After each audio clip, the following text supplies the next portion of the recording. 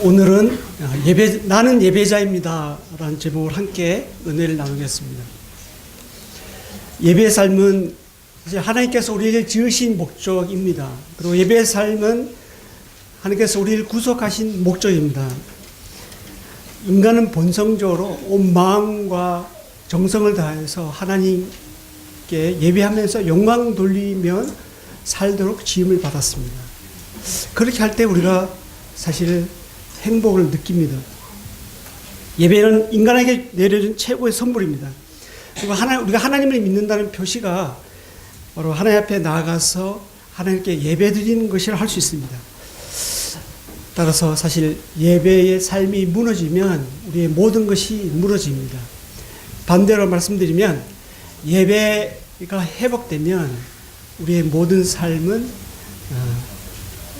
세워집니다. 하나님은 우리를 예배하는 자로 부르셨습니다.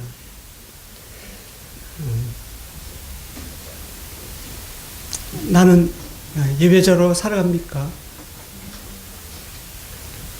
나는 예배자입니까? 이 질문 앞에서 우리는 어떻게 대답하시겠습니까? 예, 나는 예배자입니다. 라고 대답하게 될 것입니다. 오늘은 요한복음 4장 20절에서 24절 말씀으로 말씀을 먼저 보시겠습니다. 요한복음 4장 20절에서 24절입니다. 20절은 형제님들 읽어주시고 21절 자매님들 형제님 자매님 그 24절은 함께 읽겠습니다. 시작. 우리 조상들은 이 산에서 예배하였는데 당신들의 말은 예배할 곳이 예루살렘에 있다 하더이다. 예수께서 이르시되 여자야 내 말을 믿으라. 이 산에서도 말고 예루살렘에서도 말고 너희가 아버지께 예배할 때가 이르리라. 너희는 알지 못하는 것을 예배하고 우리는 아는 것을 예배하노니 이는 구원이 유대인에게서 날미라. 아버지께 참되게 예배하는 자들은 영과 진리로 예배할 때가 오나니 곧 이때라. 아버지께서는 자기에게 이렇게 예배하는 자들을 찾으시다. 다 함께 하나님은 영이시니 예배하는 자가 영과 진리로 예배할지니라. 지금 방금 읽은 이 본문 말씀은 사마리아 여인과 예수님과의 대화 내용입니다. 앞서 19절까지의 대화 내용에서 사마리아 여인은 자신의 고통스러운 지난날의 그 실상이 이제 드러났습니다. 그러자마자 화제를 예배 쪽으로 바꿉니다. 그동안 오랫동안 논쟁이 되어 왔던 어디에서 예배할 것인가라는 문제를 가지고 이제 문제를 꺼내게 됩니다. 20절 말씀입니다. 우리 조상들은 이 산에서 예배하였는데 당신들의 말은 예배할 곳이 예루살렘에 있다 하더이다. 여기서 말하는 이 산은 바로 야곱의 우물과 마주하고 있는 그리심 산을 말합니다. 사마리아 여인은 바로 어디에서 예배할 것인가에 관심이 있었습니다. 예전에 이스라엘은 하나님께서 친히 주신 장소, 그다음 시간, 그리고 방법에 따라서 제사를 드렸습니다. 그래서 유대인들은 그 정해주신 장소가 시온산이 위치해 있는 예루살렘이라고 생각했습니다. 그리고 실제로 솔로몬 성전 이후에 AD 70년경 예루살렘 성전이 다 무너지기까지 실제로 거기서 예배를 드렸습니다. 그런데 사마리아는 달랐습니다. 사마리아는 예루살렘이 아닌 그리심산에서 예배를 드렸습니다.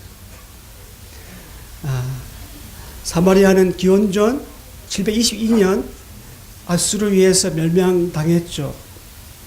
그리고 수리아에 있는 메소포타미아에서 이주해 온 사람들과 그리고 남아있는 이스라엘 사람들이 사마리아 원주민들이 섞이게 됐어요. 그리고 무려 184년간 혼합 민족으로 지냈습니다. 그러니까 이스라엘 사람들이 바벨론에서 포로 귀환하기까지가 그 시간이 약 184년인데 한 세대를 60년으로 잡으면 세 세대가 바뀌게 된 겁니다. 이때 당시 세 세대가 민족 없이 이렇게 바뀌게 되면 이미 그 민족은 거의 역사적으로 보면 멸망에 가깝습니다. 그래서 바벨론 포로 생활을 마치고 돌아온 유대 민족들이 볼 때 이 혼합된 사마리아 주민을 이스라엘 민족으로 보지 않았습니다. 그리고 성전을 다시 지을 때에도 그들의 도움을 받지 않았습니다. 거룩하지 못한 사람들이 성전을 지을 수 있겠느냐는 것을 생각했던 것입니다. 그랬더니 이 사마리아 주민들이 성전 짓는데 이제 방해를 합니다. 관리인들에게 내부를 주면서까지 하면서 성전을 짓지 못하게 방해를 하죠. 그래서 학계 선지자가 외치고 그랬던 거 아니겠습니까? 결국에는 사마리아 주민들은 기원전 3세기경에 예루살렘에서 떨어져 나가고 자기 나름대로의 독단적으로 예배를 드리게 됐습니다. 그리고 이들은 모세 오경만 정경으로 인정을 했고요. 예루살렘이 아닌 시온산을 그리심산을 신명기 12장에 나오는 하나님께서 정해주신 한 장소로 보고 거기서 자기들의 성전을 지었습니다. 이후 약 200년 동안이나 예루살렘 성전과 그리심산 성전이 같이 공존했습니다. 서로 다른 장소에서 예배를 드림으로 인해서 이 두 주민들 간에 심한 갈등이 있었습니다. 이러한 이유로 예수님 당시에는 유대인들이 볼 때는 피가 섞이고 신앙이 더럽혀진 이 사마리아 사람들을 이단시했고요. 그리고 이들을 상종치 못할 사람들로 여겼던 것입니다. 이런 배경에서 사마리아 여인은 예수님께 자기가 이제 그리심산에서 기도하고, 물론 이 그리심산에 있는 성전은 기원전 129년인가 그때 하스본 왕조 때 파괴가 됐는데, 근데 그 후에 그리심산은 축복의 산이라 해서 여기서 기도를 해오고 있었습니다. 그 장소에 가서. 사마리아 여인도 그 장소에서 기도를 해왔기 때문에 자기가 기도하면서 예배드린 이 장소가 정말 예수님께서 보시기에는 선지자로 이제 했으니까 이 장소가 예수님께서 보시기에 우리가 진짜 하나님께 예배드린 거 아닙니까? 이렇게 인정받고자 했던 것입니다. 21절입니다. 예수께서 이르시되 여자여 내 말을 믿으라. 이 산에서도 말고 예루살렘에서도 말고 너희가 아버지께 예배할 때가 이르리라. 과거의 예배는 예루살렘이나 그리심산이나 성정 중심으로 드렸습니다. 하지만 예수님은 과거와 현재 그리고 예루살렘이 성전이나 그리심산이나 어느 쪽이 옳고 그르냐를 가지고 대답하지 않으셨습니다. 사마리아 여인은 제의적인 예배에 관심이 있었지만 예수님은 영적인 예배의 새로운 길을 열어주시고 계시는 거예요. 자신을 통해서 이미 이 새로운 예배의 개념을 모든 사람들에게 열어주심으로 인해서 사마리아 여인의 물음에 대답하고 있습니다. 22절입니다. 너희는 알지 못하는 것을 예배하고 우리는 아는 것을 예배하노니 이는 구원이 유대인에게서 남이라. 여기서 말씀하시는 우리는 아는 것을 예배한다는 이 말씀은요, 메시아가 유대인에게서 나기 때문입니다. 친히 자신이 희생양이 되어서 십자가에 죽으시고 부활하심으로 영적 예배를 완성하신 분이 바로 예수님이시죠. 23절입니다. 아버지께 참되게 예배하는 자들은 영과 진리로 예배할 때가 오나니 곧 이때라. 아버지께서는 자기에게 이렇게 예배하는 자들을 찾으시느니라. 믿음의 선진들은 이러한 하나님의 찾으심에 반응하여서 예배의 삶을 살았습니다. 일일이 다 말씀드릴 수는 없고, 이스라엘 사람들이 가나안 정복하기 전에 바로 그 전에 길갈에서 유월절을 통해서 예배를 드렸죠. 여호수아 5장 10절에 보면요. 한번 볼까요? 여호수아 5장 10절. 너무 성경을 안 찾아도 그러니까. 여호수아 5장 10절. 여호수아 5장 10절에 보면 또 이스라엘 자손들이 길갈에 진쳤고 그달 14일 저녁에는 여리고 평지에서 유월절을 지켰으며, 근데 이랬던 이스라엘 백성들이 어땠습니까? 열왕기하 23장 한번 보실까요? 열왕기하 23장 23장 21절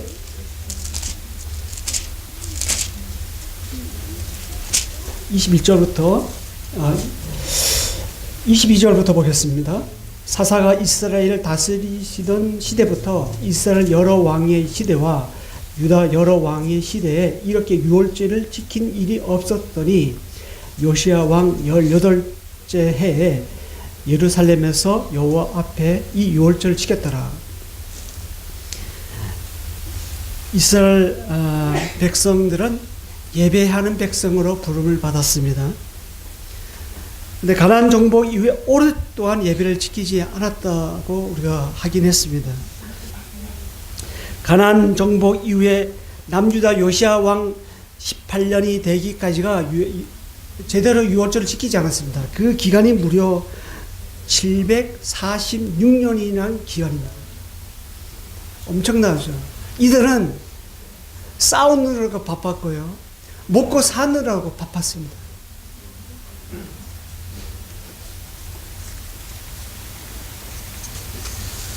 유월절을 지키지 않는 동안 이스라엘은 어땠습니까? 하나님이 하지 말라는 우상을 지켰습니다. 이방 민족과 이방 문화와 풍속과 가치관을 따랐습니다. 예배가 무너지니까 하나님의 명령과 규례와 법대로 행하지 않았습니다. 심지어 하나님을 믿지 않았습니다. 성경책을 들고 다녔지만, 그들이 율법을 필사했지만 하나님을 하나님 되게 인정하지 않았습니다. 이 세상의 험한 것을 쫓았습니다. 결국 하나님과 관계에서 멀어졌습니다. 남유다 요시야 왕 18년 되던 때, 기원전 659년 이때야 비로소 유월절이 지켜집니다. 영적 부흥기를 맞이합니다.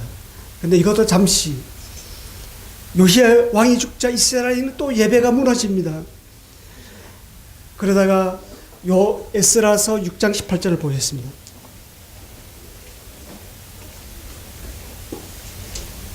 에스라서 6장 18절.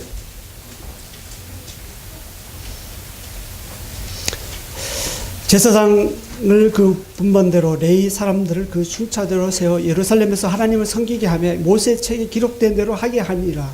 사로잡혔던 자의 자손이 첫째 달 14일에 유월절을 지키되,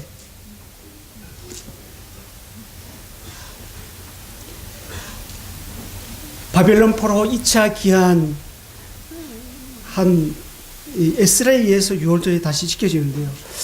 이때까지가 요시야 왕 이후에 이때 그 에스라에서 지켰던 유월절 지키던 이 시기가 약 200년이 됩니다.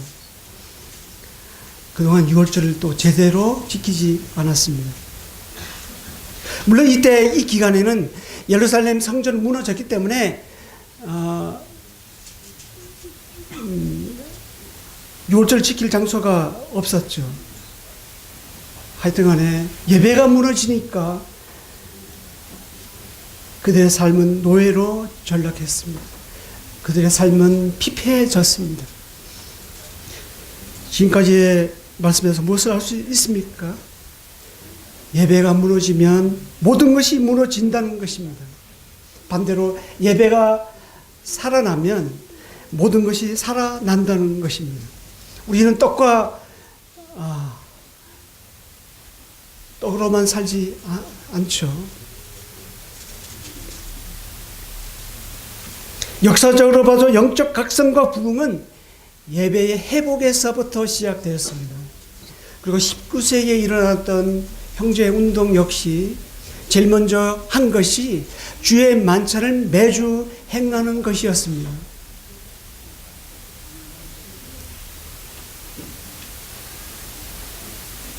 요한계시록 2장에서는 에베소 교회에 한 가지 책망을 합니다.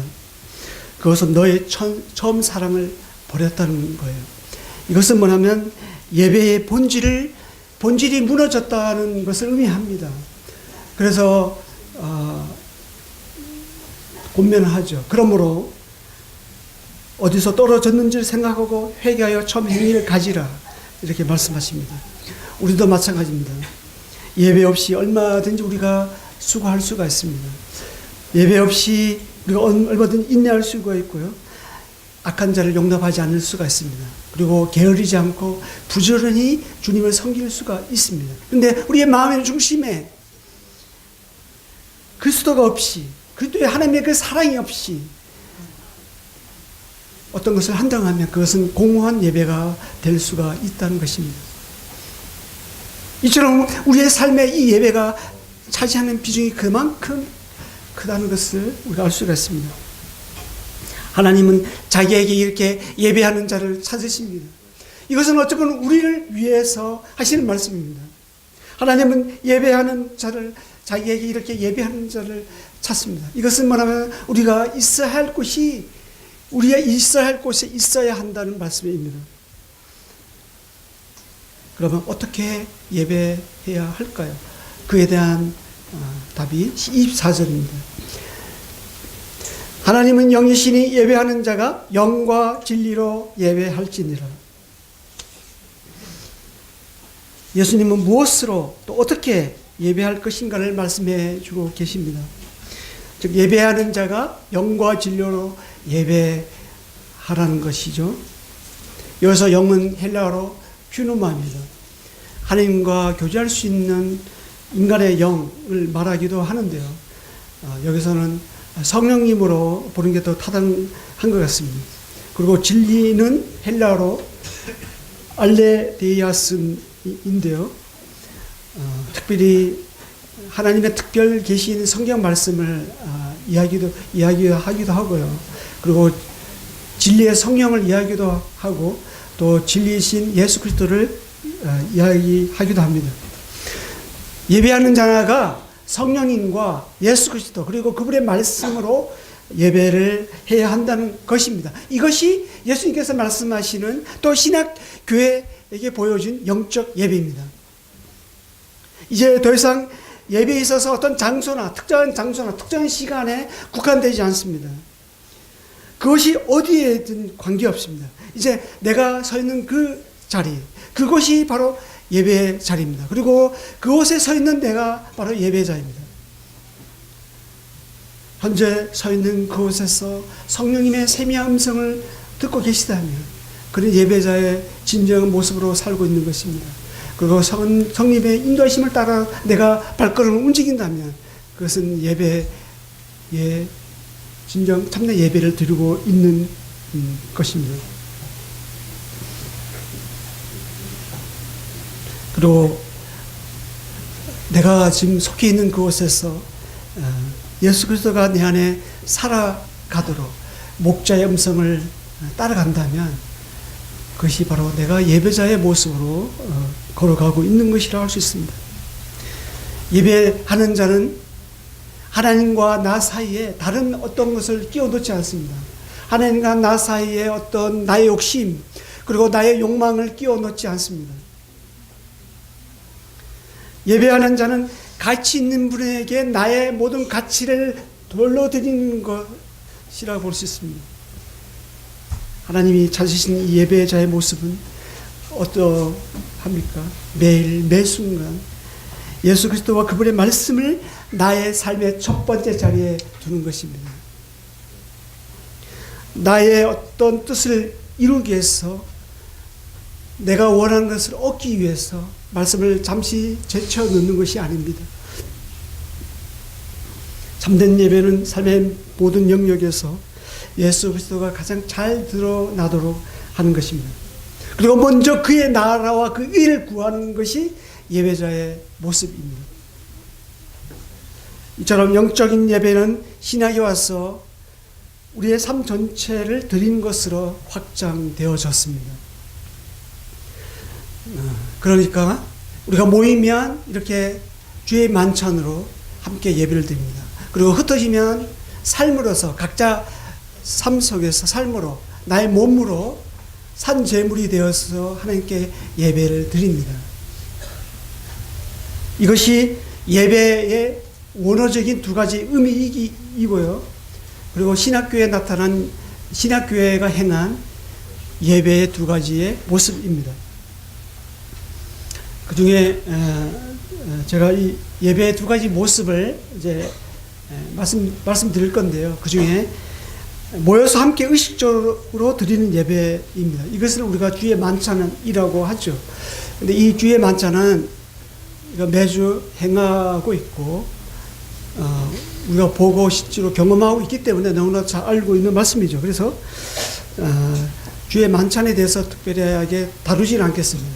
그런데 다만 우리가 주의 만찬이 영과 진리로 예배 드리기 위해서 몇 가지 제안을 드리겠습니다.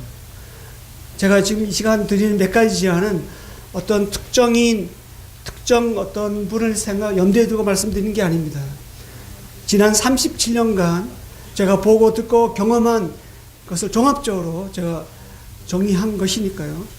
오해가 없으시면 좋겠습니다. 예배의 주체는 성령님이십니다. 우리들의 예배 가운데 성령님이 운행할 수 있도록 성령님의 인도하심을 구해야 됩니다. 그리고 예배 하기 전에 우리가 이를 위해서 우리 각자가 기도를 해야 합니다. 그래야 주의 만찬은 빵과 포도주로 예수 그리스도를 주목하고 또 그분께 집중하고 그분을 몰입하는 시간입니다. 주의 만찬은 나를 드러내는 시간이 아닙니다. 자칫 하다 보면 참여하는 과정에서 내가 드러날 수가 있다는 것을 알아야 합니다. 예배는 주님만을 생각하며 감사하는 시간입니다. 예배 시간은 설교하는 시간이 아닙니다. 그리고 예배 시간은 나의 어려움을 토로하는 시간이 아닙니다. 오직 예배는 하나님께만 집중하고요. 우리를 구원하신 예수님을 높이는 시간입니다. 그래서 찬양 선택이라든가 기도 내용이라든가 말씀 구절은 주님의 고난과 부활하심, 다시 오심, 그리고 그 하나님의 은혜를, 그 사랑을 기억하는 내용이면 합당합니다.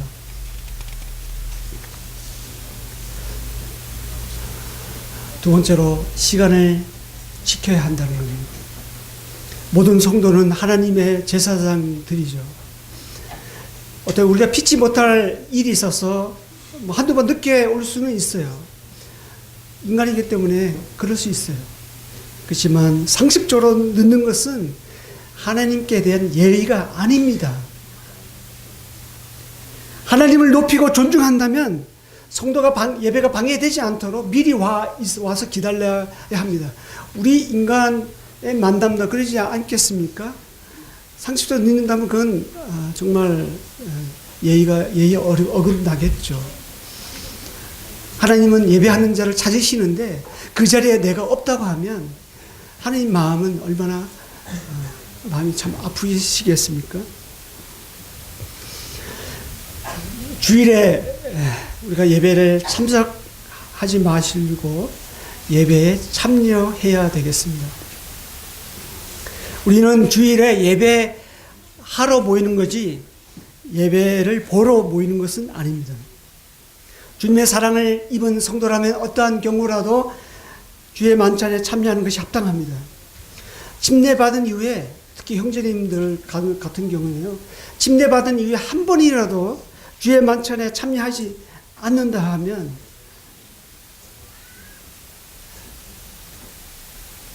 하나님 마음은 어떻겠습니까?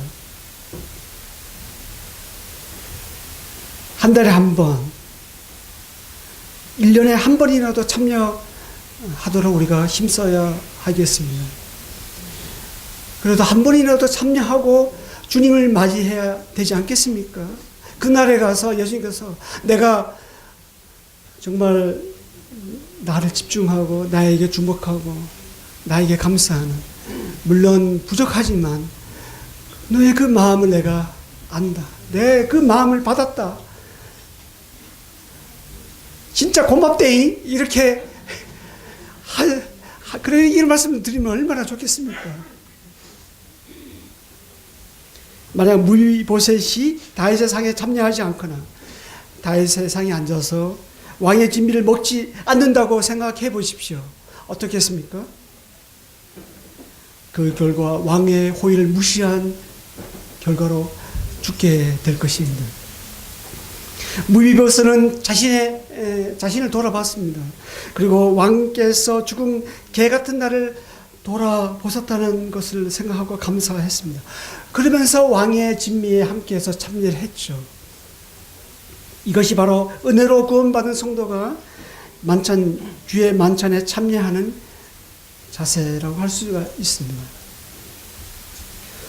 주의 만찬에 참여하지 않는 것도 문제죠. 그런데 매주일 의무적으로 참여하라고 너무 애쓰는 것도 생각해 볼 만한 문제입니다. 우리 같은 경우는 가정이 70가정이 되고요. 형제들만 해도 예배에 직접적으로 이렇게 참여해야 될 형제들만 해도 거의 70명 이상 됩니다. 모두가 참여해야 되는데 사실 그렇지 못하죠. 다른 분에게 기회를 드릴 수 있는 배려심도 필요하겠습니다. 고린도 교회에서의 공동 예배를 보면요, 그 고린도 교회 문제는 그 문제에 대한 답변에 바울이 고린도전서 11장 17절에서 34절에서 말씀해 주고 있는데요. 거기는 형편 있는 성도가 미리 와서 자기 만찬을 가지고 와서 먹었습니다. 그리고 그렇게 하다 보니까 그렇지 못한 성도들이 시장을 했죠. 배고팠죠. 이처럼 영적인 예배도, 영적인 것도 마찬가지라는 거예요. 보통 예배에 참여하는 분들은 주님을 사랑하죠. 그리고 말씀으로 충만하신 분들입니다. 영적으로 굉장히 여유 있는 분들입니다. 근데 자기만이 알 수 있는 용어로 한참 말하다 보면 그렇지 못한 분들에게는 영적으로 시장할 수가 있다는 것입니다. 그래서 함께 예배할 때는 다른 분들도 배려하고 내 자신에 대해서는 절제하고 인내하는 것도 필요합니다. 그리고 중요한 것은 성령님의 교통하신 가운데, 우리들 가운데 성령님의 충만함으로 하나님께 그리스도만 드러나고 하나님께 영광이 되는 예배가 되는 것이, 그게 진짜라는 것이죠. 말씀, 그 다음에 찬양, 기도, 이것은요, 우리가 혼자 할 때는 길게 할수록 좋아요. 근데 우리가 어때요? 혼자 기도를 길게 하나요? 저도 사실 길게 하기가 쉽지 않더라고요. 혼자 할 때는. 근데 이곳에서 함께 예배드릴 때는 짧을수록 좋습니다. 그리고 저희 경우도 마찬가지인데 우리가 큐티 하면서 성경 읽으면서 또 메모를 해 놓잖아요. 그럼 그 가운데 한 구절이라도 선택해서 한다면 그것이 감동이 됩니다.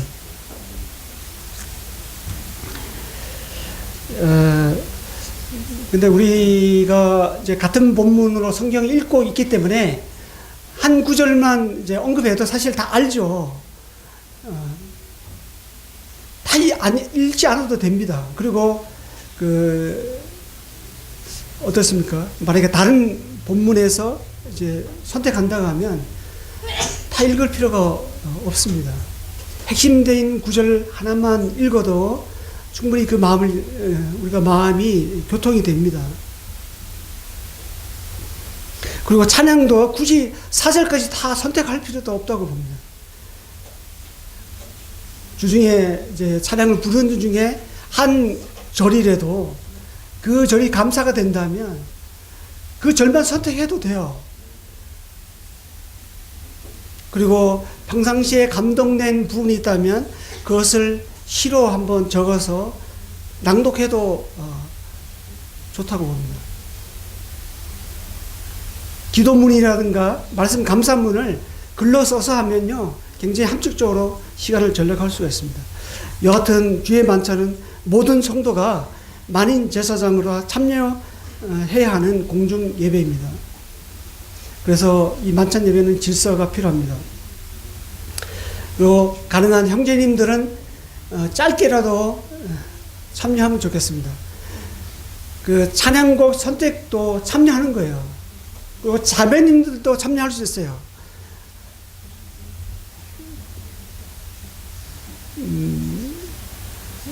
저도 그런 경우를 몇 번 경험했는데, 이제 모 자매님이 저한테 어느 찬송을 선택해 주세요 이렇게 문자나 쪽지를 보내줍니다. 그러면 제가 그걸 선택합니다. 근데 제가 선택한 것이지만 그 사실 그 자매님이 선택한 거죠. 그런 방법으로도 가능합니다.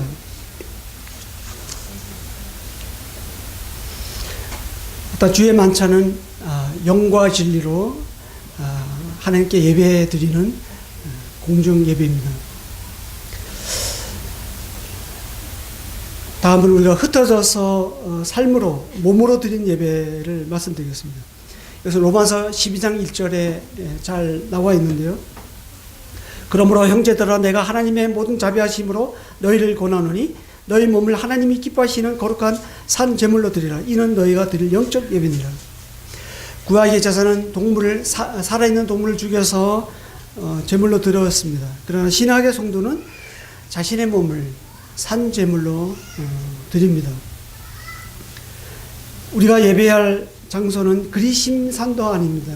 예루살렘도 아닙니다. 하나님의 예배의 장소를 허무셨습니다. 이것은 무엇을 의미합니까? 예배의 장소와 시간, 이 일열 하루만 국한되지 않는다는 거예요. 그리고 신약 성경 어디를 봐도 주의 만찬을 예배의 전부라고 말씀하지 않습니다. 사실상 우리가 주일날 성도들이 모여서 주의 만찬으로 예배 드리는 것은 극히 정말 작은 일입니다. 교회에서, 가정에서, 학교에서, 직장에서 할 것 없이 그 어디에서든지 간에 관계없이 내가 서 있는 그 장소가 바로 예배의 장소입니다. 학생들은 공부를 열심히 하는 것이 그냥 하나님께 예배드리는 거예요. 직장인들은 죽게 하듯 열심히 일하는 것이 예배하는 것입니다. 교회에서 열심히 우리가 봉사하고 그리고 다른 성도를 섬기는 것이 그게 예배인 것입니다. 사실 예배의 의미가 그게 더 큰 거예요. 나의 몸으로 예배한다는 것은요, 내게 속한 물질, 내게 속한 시간, 내게 속한 어떤 재능, 내게 속한 은사를 그 모든 것이 포함되는 것입니다. 내게 속한 것 중에 제가 물질을 가지고 물질로 예배 드리는 것을 한번 말씀드리겠습니다. 아브라함은 빼앗겼던 재물과 빼앗긴 재물을 찾아왔죠. 그리고 조카 롯과 그에 속한 재물을 찾아왔습니다. 그래서 살렘 멜기세덱에게 얻은 것의 10분의 1을 드렸습니다. 그리고 야곱은 바담 아람으로 가는 도중에 베델에서 이와 같이 하나님께 고백합니다. 하나님께서 내게 주신 모든 것에서 10분의 1을 내가 반드시 하나님께 드리겠나이다. 율법이 있기 전에도 이렇게 이들은 자신의 제물로 하나님께 예배를 드렸습니다. 11조는 곧 나의 모든 것이 하나님께 속해 있다는 고백이고 신앙 고백입니다. 하나님을 하나님 되게 인정하는 예배라고 할 수가 있습니다. 고린도후서 9장 6절 한번 볼까요? 고린도후서 6장. 고린도후서 9장 6절.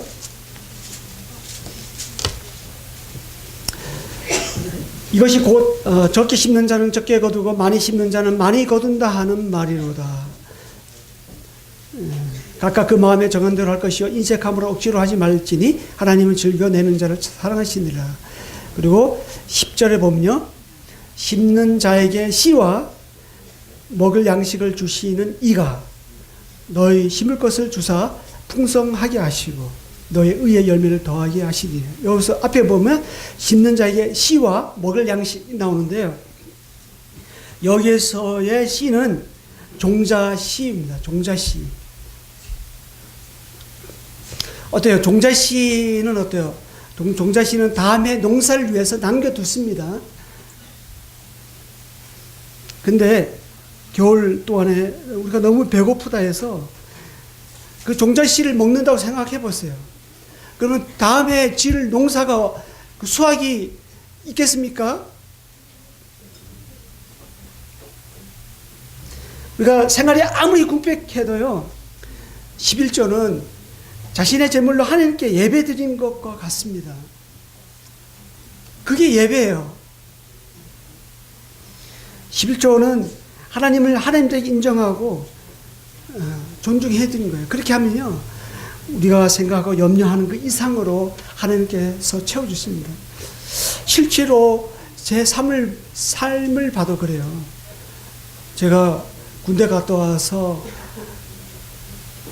부산에서 10개월 동안에 알바를 했는데, 그 주물공장에서 힘들게 알바를 했는데, 거기서 번 돈이 1년 등록금이었습니다. 거기서 11조를, 저는 그때까지 11조를 잘 생각을 못했어요. 근데 그때부터 11조를 했는데요, 정말 고민이 됐습니다. 11조가 저에게 컸습니다. 몇 개월 생활비였어요. 아무도 저에게 도와준 사람도 없었고, 아버지가 일찍 초등학교 2학년 때 돌아가서 갔었기 때문에 사실 없었어요. 그것은 저에게 생명줄과 같은 거였어요. 정말 고민 많이 했어요. 이거 가지고 뭘 할 수 있는데, 뭘 살 수 있는데, 어디 갈 수 있는데, 정말 고민했는데, 결과적으로 그 과정은 중요하지 않습니다. 최종적인 그 행동이 하나님께 대한 나의 믿음입니다.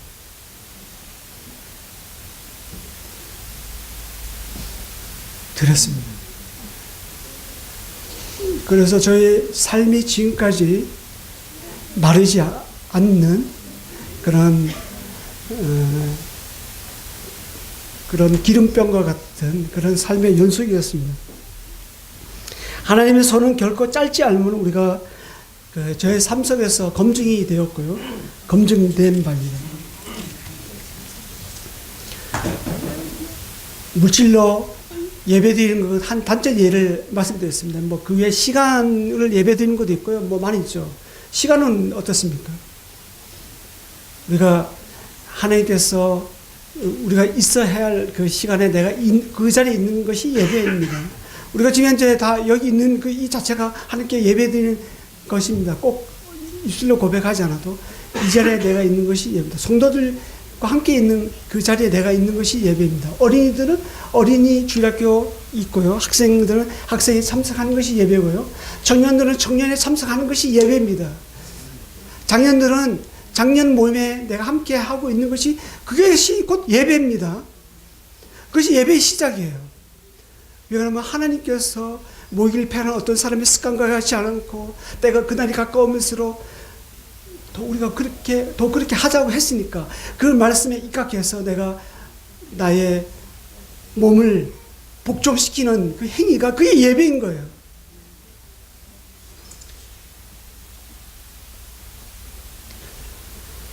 네, 정리하겠습니다. 오늘은 연복음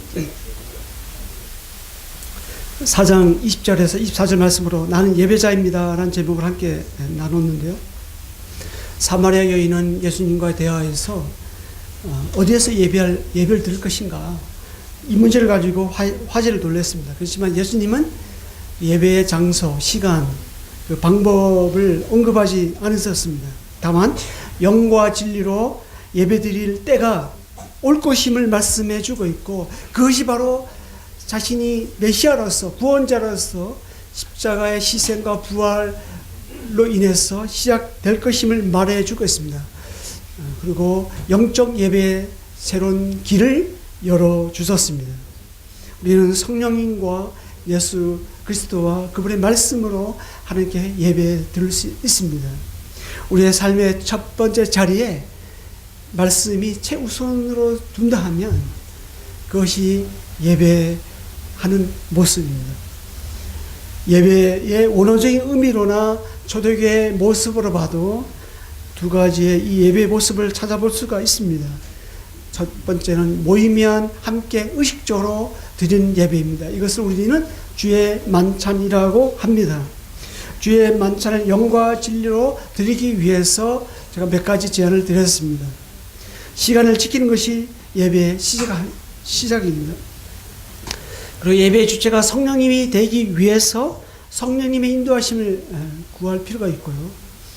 그리고 너무 길게 하지 않고 짧게 하더라도 정말 그 마음 중심에서 감동된 그 한 말씀으로 참여한다면 그것이 좋겠습니다. 그리고 주님을 생각하며 감사하는 시간이기 때문에 그런 내용으로 채워지면 좋겠습니다. 그리고 두 번째로 흩어져서 삶으로 드리는 예배입니다. 이 점에서 예수님은 친히 십자가에서 자신의 몸으로 하나님께 예배를 드렸죠. 그래서 우리에게 좋은 본을 보이셨습니다. 우리가 어디에 있든지 내가 서 있는 그 장소가 곧 예배의 장소입니다. 그리고 그 자리에 서 있는 나는 예배자입니다.